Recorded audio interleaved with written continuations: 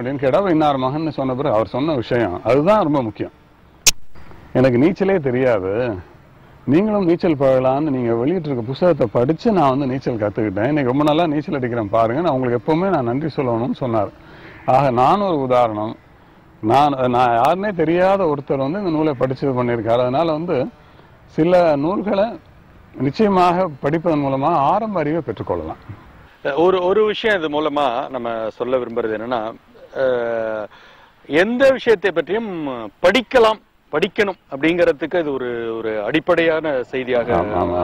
முதல்ல அந்த அடிப்படையை தெரிந்து கொள்ளும் போது அதுல இருந்தே எல்லாமே தொடங்குது. சில கேள்விகளும் வரும் இல்லையா, அது கேள்வி நம்ம குருகிட்ட கேட்கலாம், ஆசிரியர்கிட்ட கேட்கலாம். இந்த மாதிரி நான் படிச்சேன், அதுக்கு என்ன பொருள், இந்த ஜண்ட வரிசைனா என்ன, சரளி வரிசைனா என்னங்கிறதெல்லாம் கேட்பதற்கு அவங்களுக்கு கொஞ்சம் இந்த அறிவை, இந்த ஆதார விஷயங்களை சொல்லுது இல்லையா. தந்தை பற்றி, தந்தையோட இலட்சினையை பற்றி நீங்க காமிக்கும் போது சங்கர்லால் துப்பறியும் மர்ம நாவல்கள், இது இந்த தலைமுறையும் தொடர்ந்து படிக்கிற ஒரு விஷயமா இருக்கு. அதுல என்னன்னா, பெரியவர்கள் என்ன சொல்றாங்க, மூத்த தலைமுறை வந்து தான் படித்த புத்தகத்தை பத்தி இளைய தலைமுறைக்கு சொல்லி, இந்த மாதிரி வந்து ஒரு ஷெர்லாக் ஹோம்ஸ் இந்த ஆங்கிலத்துல படிக்கக்கூடியதுக்கு இணையான ஆபாசம் இல்லாத, விரசம் இல்லாத ஒரு அருமையான ஒரு எழுத்து, தூய தமிழ்ல வந்து ஒரு மர்ம கதை எழுத முடியும்னு நிரூபிச்ச ஒரு தமிழ்வாணன். இந்த நூலை நீங்க படிக்கணும்னு சொல்லி ரொம்ப இளைய தலைமுறைக்கு தங்கள் பிள்ளைகளுக்கு அவங்க சொல்றாங்க. இது எப்படி தெரிய வருதுன்னா, கவிஞர் வைரமுத்துவோட மகன்கள் இருவருமே, மதன் கார்கியும் சரி கபிலனும் சரி, அவர் உதவியாளர் பாஸ்கரோட எங்க அலுவலகத்துக்கு வந்துருவாங்க. நான் சொல்றது வந்து ஒரு 15 ஆண்டுகளுக்கு முன்பாக வந்து அவங்க வந்தோடனே கேட்குற முதல் கேள்வி, சங்கர்லால் புஸ்தகங்கள் எங்களுக்கு வேணும். ஏன்னா அவங்க தகப்பனார்ட்டே அதை தெரிஞ்சு வச்சிருக்காங்க. இந்த சங்கர்லால் புத்தகங்கிறது வந்து படிக்கப்பட வேண்டியது, சுவையான ஒரு நூல். இதை 1-2 படிக்க ஆரம்பிச்சது. என் தந்தை எழுதின, அவரே துப்பறிஞ்ச சில நாவல்கள் எழுதியிருக்காரு, தமிழ்வாணன் துப்பறியும் நாவல்கள்னு. அது மட்டும் இல்லாமல் அவர் எழுதிய மர்ம நாவல்கள் ஒரு 150 மர்ம நாவல் முழுமையா இருவரும் படிச்சாங்க, வாங்கி அப்ப அடிக்கடி கார்ல வந்து இறங்கி இந்த புத்தகங்கள் வாங்கிட்டு கொண்டு போய் படிப்பாங்க.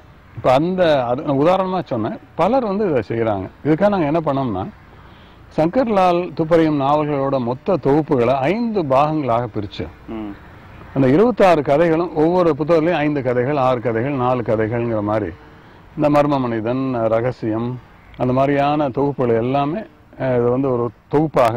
இப்போ வந்து இது வந்து 5வது பாகம். இது வந்து வர்ற 10ஆம் தேதி அன்னைக்கு நடைபெற வெளியீட்டு விழாவில் இந்த நூல்களையும் வந்து வெளியிடுறோம். அதனால இதுக்கு ஒரு சாகா வரம் பெற்ற நூல் அப்படிங்கிற மாதிரியான ஒரு இது வந்து ஒரு துப்பறியும் நாவலுக்கும் உண்டு.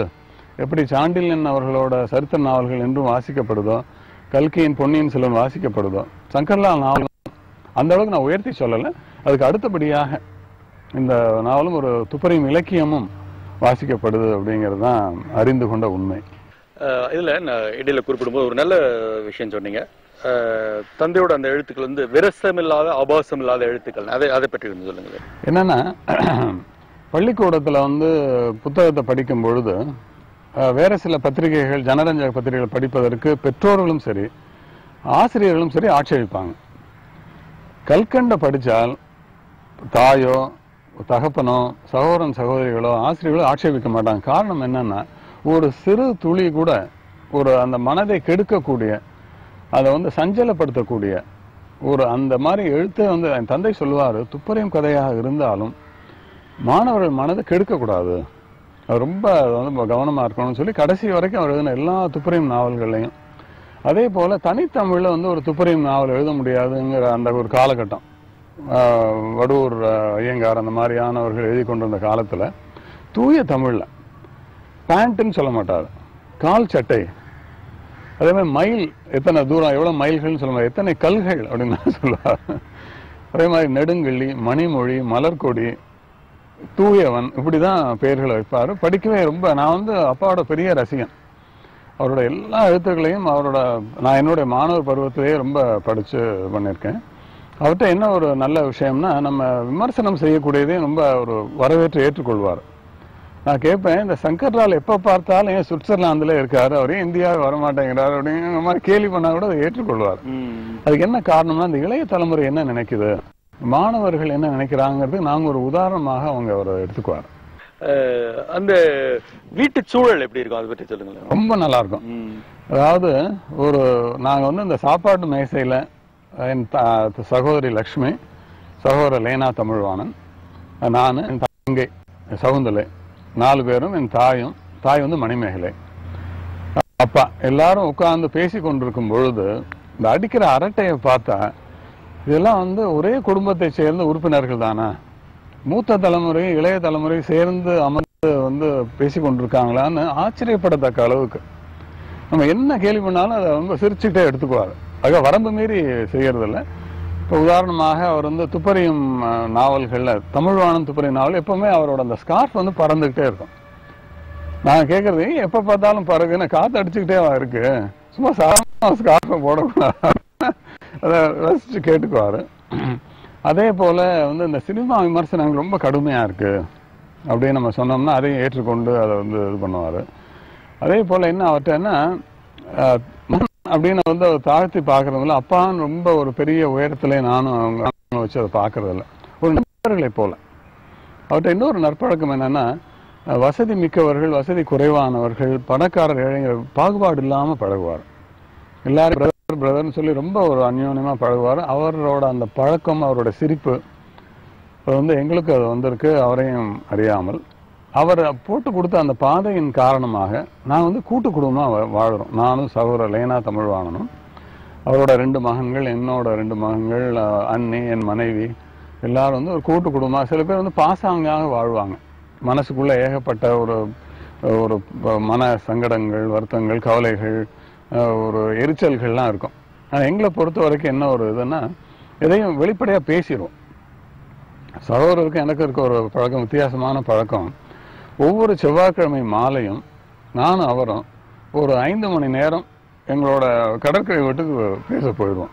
காலையில் ஒரே வீட்டில் வசிக்கிறோம், காலையில் சந்திக்கிறோம், இரவு சந்திக்கிறோம், ஒரே தொழிலில் இருக்கோம். மணிமேகலை விசுரம் பதிப்பகம், கல்கண்டு, பத்திரிகை, இலக்கியம், உறவினர்கள் எதுவாக இருந்தாலும் நாங்கள்லாம் சேர்ந்து தான் போவோம். உங்களுக்கு ஒரு விஷயம் தெரியும், நானும் அவரும் ஒரே மாதிரி தான் உடை அணிவோம். அந்த வந்து ஒரு உடை, அதாவது உடையில மட்டும் ஒற்றுமை இல்லை, உள்ள ஒற்றுமை உண்டு அப்படிங்கிறதுக்கான ஒரு விஷயத்துக்காக சொல்ல. இது வந்து பெருமைப்படுத்திக் கொள்வதற்காக சொல்லலை. இதை பார்க்கக்கூடிய நமது நேயர்கள் ஒரு சகோதரத்துவத்துக்கு முக்கியத்துவம் கொடுப்பதாகவும் இது ஒரு முன் உதாரணமா இருக்கணும்னு நான் விரும்புகிறேன். அப்படி 5 மணி நேரம் வந்து பேசிட்டு, நான் அன்னைக்கு நாங்கள் போகும்பொழுது எங்கள் வாகனத்தில் வந்து எங்கள் ஓட்டுநரோ உறவினர்களோ நண்பர்களோ வீட்டு உறுப்பினர்களோ யாரும் அந்த வாகனத்தில் ஏற முடியாது, நானும் அவர் மட்டும்தான். ஒரு ஹோட்டலில் போய் சாப்பிடுவோம். ஒரு முறை போயிருந்த போது அந்த ஹோட்டல் சிப்பந்தி கேட்டார், நான் அன்னைக்கு போக முடியல, லேனா போயிருந்தாரு. லேனா அவர் கேட்டார், இன்னைக்கு உங்களோட நண்பர் வரலையா?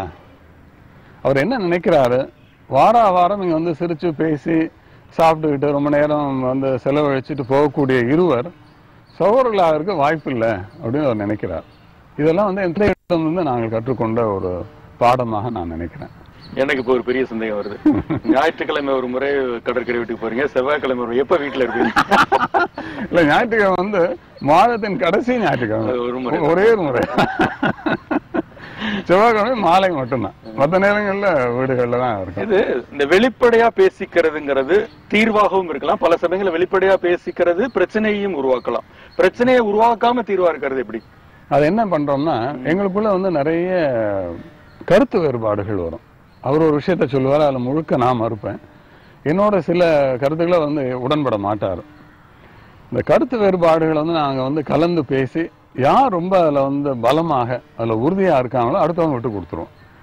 அண்ணன்னு சொல்லி நான் ரொம்ப வந்து ஒரு பெரிய மரியாதை காட்டலை. ஏன்னா எனக்கு அவருக்கு 1.25 வயது தான் வித்தியாசம். அடுத்தடுத்து நாங்கள் பிறந்தோம். அதனால அவர் வந்து தேவக்கோட்டைங்கிற ஊரில் வந்து அவங்க வளர்த்தாங்க. அதை பற்றி நீங்களும் ஒரு முறை அவர்கிட்ட பேசியிருக்கீங்க. அடிப்படையாக நினைக்கிற விஷயம் என்னன்னா, வெளிப்படையா பேசுவதன் மூலம் மனக்காயங்கள் ஏற்படாது. நம்மளோட கருத்தா அது ஏற்றுக்கொள்ளப்படுமே தவிர, இந்த அப்படி ஏற்படுற கருத்து வேறுபாடுகளையுமே நாங்கள் வந்து மன வேறுபாடுகளாக எடுத்துக்கொள்வதில்லை. அது ரொம்ப அதில் ஒரு கவனமாக இருக்கும். இந்த ஒரு குறிப்பிட்ட விஷயத்தை பற்றி நான் வந்து ரொம்ப அதிகம் வந்து தர்க்கம் பண்றதில்லை. ரொம்ப அபூர்வமாக தர்க்கம் பண்ணுவோம். தர்க்கம் பண்ணும்போது யாராவது ஒருத்தர் அந்த விஷயத்தை விட்டு கொடுத்துருவோம். இதுதான் அதுல இருக்கக்கூடிய அந்த சகோதரத்துவ ரகசியம். இதுல இந்த ரகசியத்துக்காக உங்களை பாராட்டுறதை விட உங்கள் இல்லத்தில் இருக்கிற அந்த மகளிரை தான் நான் அதிகமா பாராட்ட முடியும். ஏன்னா சகோதரர்கள் இணைந்து இருக்கிறது அது ஒண்ணு ரத்த சொந்தம் வந்து அதை தாண்டி அவங்க இருக்கிறனால நீங்க இருக்க முடியுதுங்கிறதுதான் பாயிண்ட். ஆரம்பத்துல நாங்க இருந்தோம், அதுதான் உண்மை. இவங்க வந்த பிறகு, அன்னையும் என் மனைவியும் வந்த பிறகு